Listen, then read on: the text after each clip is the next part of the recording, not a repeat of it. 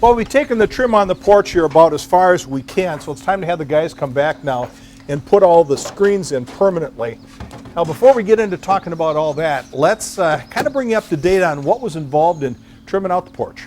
Once we got the tongue and groove boards done, the slope parts of the ceiling, the guys went onto the dormers and did those one by one. Same material, same type of cutting and installing, and the same attention to making sure the seams all line up on the inside corners of each dormer. Of course, going on a vertical surface like that, the seams don't line up with the ones on the slope ceiling. So that's where a few pieces of trim later on will help make the transition and hide the cut ends. Then after finishing the dormers, we continued trimming out the beam treatment running along the tops of the column.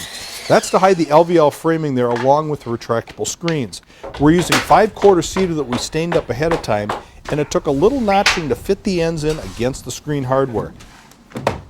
But with all the pieces in, we're now ready for the screens.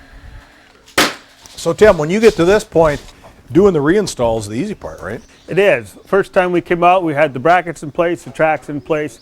The reason we take them apart and store them for a couple of months is so that they don't get all full of dust and dirt and sawdust when they do the finishing up of the ceiling. Oh, I can believe that. Yep. Yeah, definitely. So, but now you're done most of that parts, we come back and put things back in place. We start with putting a weather strip on the back, which has two functions. It keeps the mesh clean, and it also keeps insects and rodents from going up in behind. Once we have that in place, we take the roller, put the idler end in.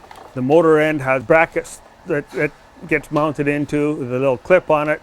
We can set the cord to the right length, put it into the receptacle. We set the stops at the bottom so that they seal for bugs. We set the tops so that they're all level across the top. Then we can program the remotes. The remotes have 5 channels on them that can be adjusted in any configuration the homeowner would like. So once you guys leave here today, we can go ahead and put up our box beams and we got a finished product here. Exactly, yeah. The only thing we do need to have is those boxes to be removable so we can service them at a later date. And it'll be a challenge. Guys are always up for a good, something a little tricky. Yeah, but it'll look really nice when it's done too. I'm really pretty excited to see what it looks like. Well, thanks for helping out. Do appreciate it. You're welcome. Thanks for the opportunity, Dean.